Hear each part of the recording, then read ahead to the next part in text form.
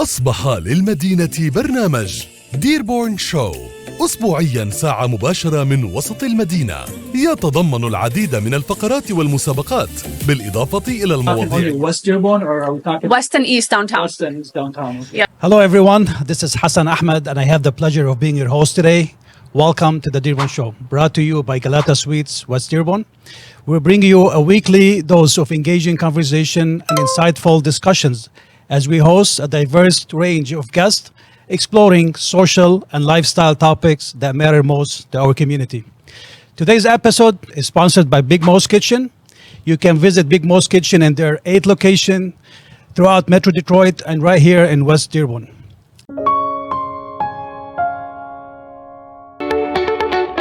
Serving the community with flavor and heart. Just like Big Mo's, we believe in keeping Dearborn strong, united, and moving forward. If you're interested to be a guest on the Dearborn Show or to sponsor an episode, please reach out to the Dearborn Show team through the Dearborn Show social media pages. Today's episode topic is away from politics. We have the privilege of having Mayor Abdullah Hammoud of Dearborn. Mayor Hammoud has been serving as the city's mayor for the past 4 years, and we are eager to learn more about his leadership, accomplishment, and the vision for Dearborn's future. Under Mayor Hammoud's leadership, Dearborn is buzzing with new energy, from vibrant cafes and restaurants to booming real estate market, healthcare developments, and cultural initiatives that are defining the city identity.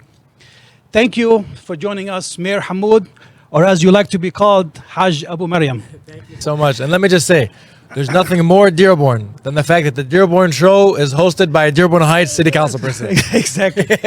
So before we start, why this name is so dear to you, Haj Abu Mariam? I think it speaks to the values I have in my life. I'm very proud of who I am. I'm proud of my faith. I'm most proud of being a father.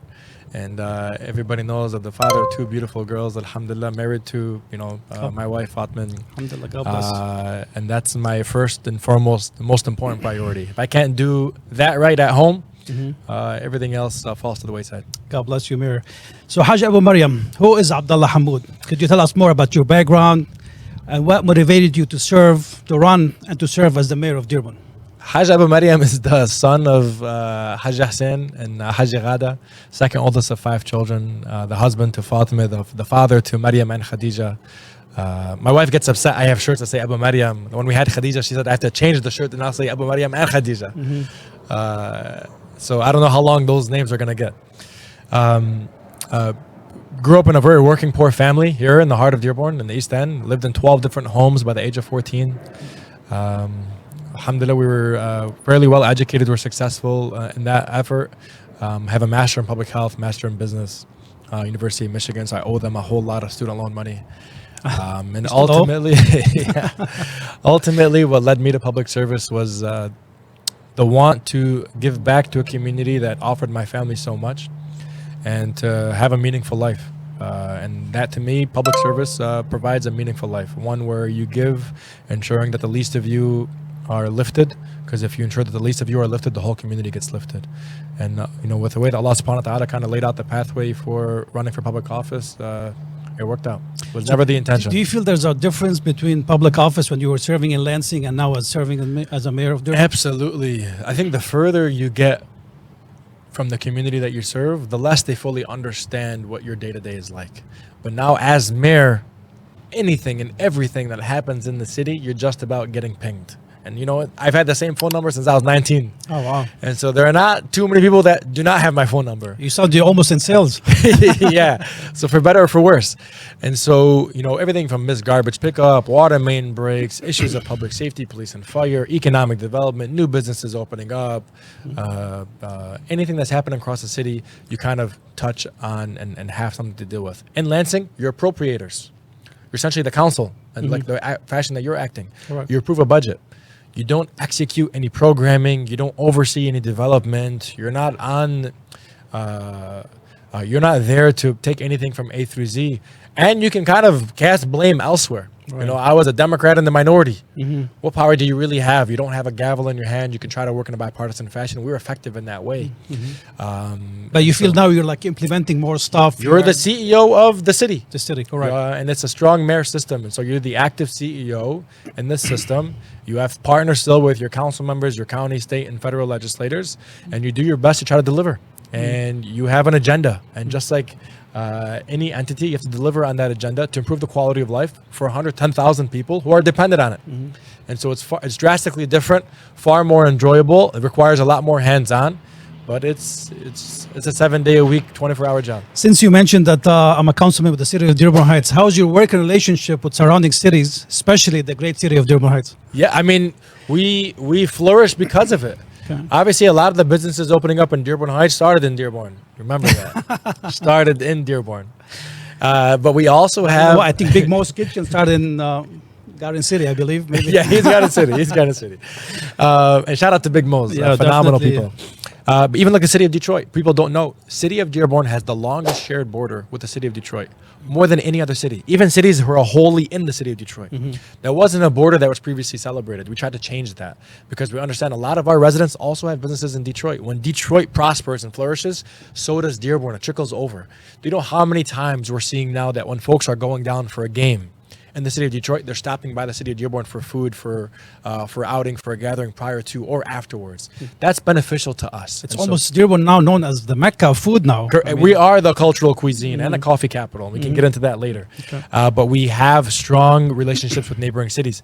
I'm even a part of what's called the Urban Core. It's the largest cities in the state that come together on a monthly basis and we meet, talking about issues that impact us. From Marquette to Traverse City to Kalamazoo to Flint to Sterling. There's so many cities that are impacted by the same issues. And we have to come together to talk about how we'll tackle those challenges in Lansing together. We're at the federal level of government together. So strong working relationships in Michigan, as well as I'm a board member for the U.S. Conference of Mayors. So we have an association of mayors across the country, and I'm a part of the leadership table. That's mayors across the country collectively coming together to talk about tackling those challenges and lobbying the legislature in D.C. together. So we have to have those strong relationships. Excellent. So, Mayor, you've almost been in office now for almost 4 years. Can you list any key accomplishment you are proud of that you done in Dearborn? You know, I became a father, a few weeks before I assumed the mayorship. And I think that was the most eye-opening perspective, the perspective of a father, of a family, of trying to traverse a city. And what do you do in the state of Michigan during the winter months with your children? What parks do you visit? So one of the main accomplishments we had was the investment of over $30 million into our parks and green spaces, building playscapes that you can be proud of. And this is a sample of... This is one of them. One This of is them. Peace Park West. This project was actually under the umbrella called the Peace Parks Initiative. Okay. And Peace Parks talked about park equity and access for community everywhere. And it's not just about these parks. It's about investing in inclusive playscapes for children with disabilities. It's about reinvesting in our corner pocket parks and across neighborhoods so children have a place to play with. And this project all collectively actually won the Southeast Michigan Council of Governments Regional Showcase Award. It's one project a year that other mayors and township advisors voted on and said this was the best project of the year, which we're really proud of. Congratulations. Thank you. And so that was something that was so meaningful to me. I visit all the parks with my daughters, and it beats having to go to other cities to visit nice parks. And so my wife takes me all across Southeast Michigan to see what other cities have that we did not have. But now I'm proud to say we have just as good, if not better, than some of the neighboring cities. That is excellent for sure. So, Mayor, if God willing, you're re-elected, what's the future plan to move the city of Dearborn forward? We have so many initiatives that we're working on, and largely we want to continue on the progress that we've already made. Crime is down double digits across every major category. Our staffing at our fire department, record high in the city's history. When it comes down to economic development, and you said it, our downtowns are bustling with new businesses. We have over 46 independent coffee shops, which we're proud of, and they're all flourishing. Don't forget about the bakeries. Bakeries and the barbershops. We have a 95% occupancy rate in West Dearborn. Same thing on East Michigan Avenue. Warren Avenue is probably still the busiest corridor across the city of Dearborn. And we're seeing activity in the Dix-Verner corridor on the south end for the first time. New businesses, new buildings coming up because of the grants that we've been able to offer. We want to continue that. We know flooding is a major issue. After my first year in office, we commissioned a 2-year study to evaluate what went wrong in 21 and the years prior, and most importantly, what's the solution forward. We're preparing that plan. It's a multi-million-dollar plan, hundreds of millions of Are dollars. you working on a short-term plan for the flooding? We're or working on a short-term and a long-term. long-term? Something that can provide relief relatively soon, within a matter of 1 to 3 years, and then 10, 15, 20-year horizon, what that looks like to make such a large investment that helps address and reduce the likelihood of flooding with the storms that we've been having. So all these things we're still working on. Hopefully we can continue with the second term ahead of us. Excellent. So, Mayor Hammoud, let's talk taxes. Let's talk taxes. Let's talk taxes. Tax rates in Dearborn. Any plans of maybe reducing tax rate in Tax Dearborn, rate especially in for the Dearborn are down 17%. It's the lowest tax rate since 2010 from a factual standpoint. Now, what's happened? And you do this, you're the real estate agent. When interest rates were low, prices went high. In fact, prices increased by over 55% in the last 5 years. And so we saw really a big inflation hit to the average sale of a home. I bought my home somewhere around 120, 130 a square foot. You can't touch a home Right. in the west end of Dearborn for 120, 130, let alone the east end of Dearborn. Now, even 200. Now you're looking between 185 if you're lucky, northwood. So what did that say? If taxes had gone down but the cost of the product went up, you don't feel the tax relief. So this is an issue in how property taxes are levied in the state of Michigan. People forget. Voters in the 1990s voted on and it changed the Constitution. And it's currently in the Michigan Constitution how we levy property taxes.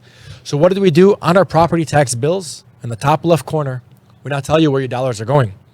The county's taking X dollars. The schools are taking Y dollars. The city takes only 45 cents on average of every dollar we collect. 55 cents leaves the city. It goes elsewhere. And almost every one of those measures was voted on by the residents of Dearborn. So we don't have the ability to reduce that millage. Those are all voted on millages that the residents approved. And so when future millages come across your table, that's a challenge for residents to evaluate. But also to the state, there has to be a challenge on reevaluating our property tax system because we're one of the top 10 states in the country for the burden of property taxes. So we should reevaluate how we generate taxes and fund local municipalities. There's a lot of people that discuss about maybe changing it to be like California, for example, which is 1% of your Correct. cash value or the sale price or whatever. Correct. But it seems it's like a far-fetched to maybe. It has to be, right? But in California, you might have lower property taxes, but you have higher sales tax. Correct. People bring up Florida and Texas, no income tax, but they have higher property taxes. And if you're staying in a Miami hotel, you know you're paying 15 to 18% because they have regional sales taxes that they levy. I'm in real estate sales, and like people keep saying, okay, how come in Northville the taxes you can buy a bigger home with less taxes? Well, the thing is, in Northville is a newer city, newer infrastructure versus Dearborn Heights is an older infrastructure that needs maintaining more Correct. and more, and plus the millage rate still lower in Northville. For example, you got maybe 10,000 homes, but the average tax ticket is about $10,000. Where in Dearborn, probably the average is what, 2,000 or 3,000. I know some areas. The average property tax bill in Dearborn is less than $4,000. Less than $4,000. So, but maybe small areas, maybe they're paying the big.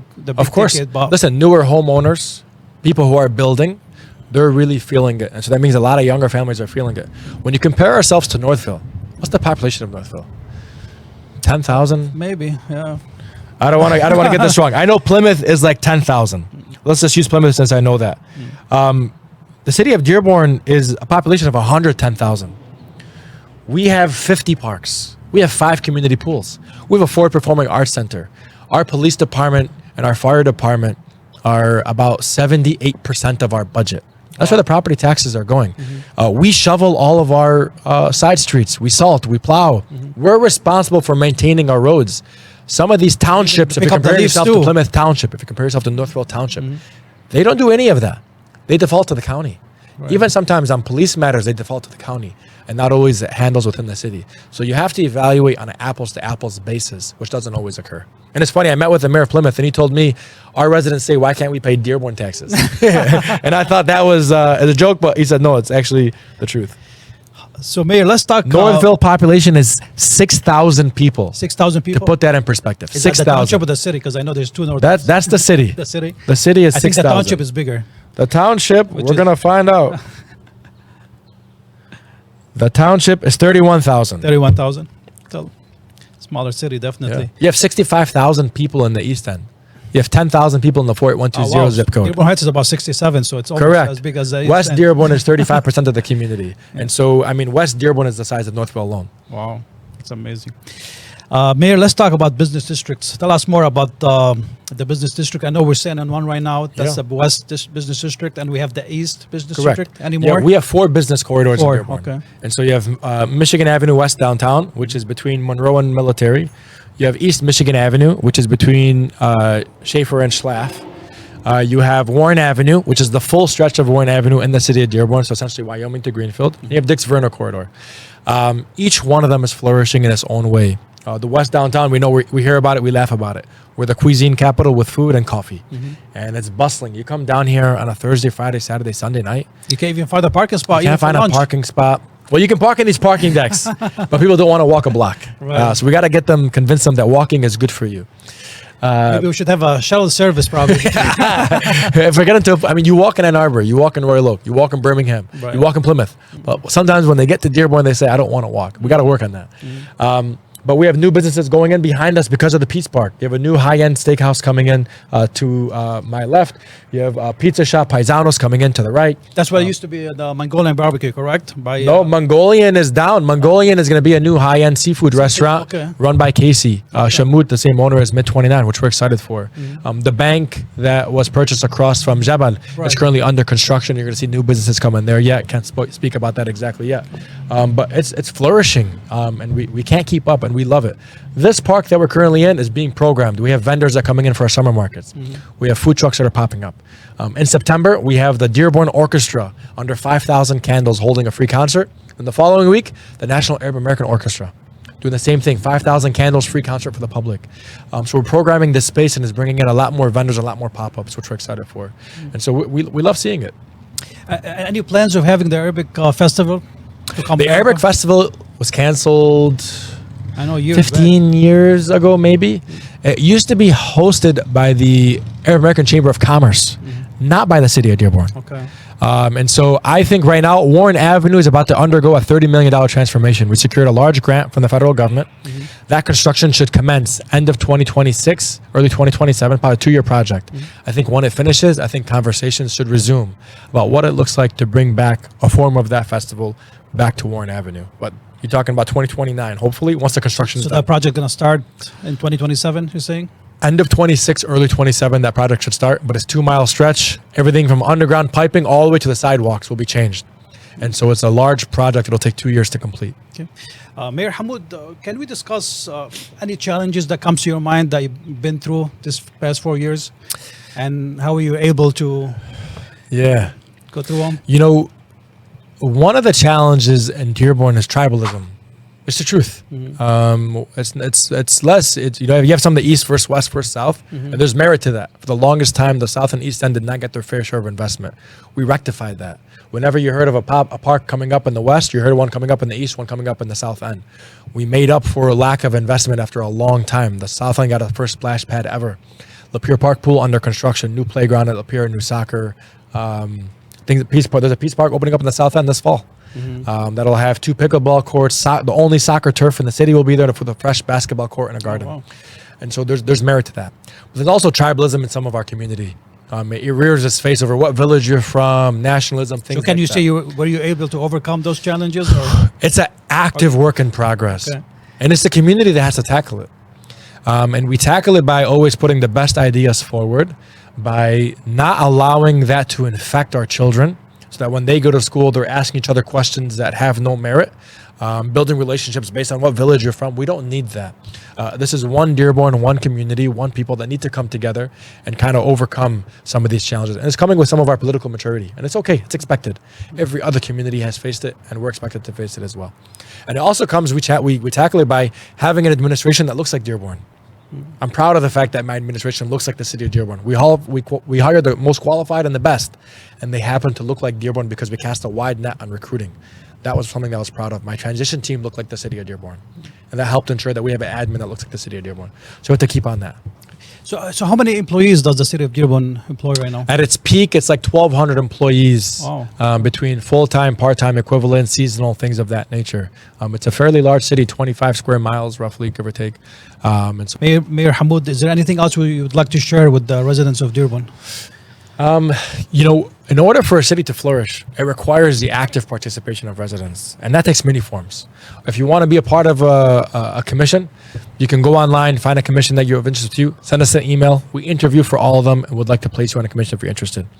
But also going to our parks and stuff, some of the things I see is just litter everywhere. Coming to our downtowns. I have a garbage picker in my car. My wife hates going with me to the parks with my daughter because I pull out that garbage picker and I go through the whole park. But we need people to care for the parks, for the outside, as they do their own backyards and inside their homes. So we need that commitment from residents. And obviously, I'm thankful for all the residents who are participating and business owners. We're flourishing not only because of the Fords or the Corwells or the Carhartts who are headquartered in Dearborn, but because of the small business owners, the mom and pop shops. Right. These businesses feed families. These businesses uplift multiple families. And that's something that we're most proud of. Mayor Hammoud, thank you so much for joining us today. And I Thank would you, like to Hassan. thank Big Mo's Kitchen again for the sponsorship. And again, if you'd like to be on the show, please reach out to the Dearborn Show team. Thank you very much for joining us, and God bless. And stay classy, Dearborn. Yeah, a little gift from Big Mo's. Shout out to Big Mo's. This is, I think that's a transformer as I appreciate it and I love it. Ya Allah. We started the diet yesterday. I want you guys to know. Well, Mayor, as you see, Big Mo's hooked it up with, my God, this is, I don't know, what kind of burger is it? Brisket burger. Brisket burger. Wow, and we got shrimp here. Shout out to the Bam Bam Shrimp. We really like this. I think this is a spicy fajita bowl. But man, أنا مش من بنت جبال. I can't handle the حر like this. يعطيك ألف عافية يا Big Mo. Yeah, the food is really amazing. Salim al-Dayat. And this guy's location on East Michigan Avenue, next to Big Mo's Pizza also. Don't forget.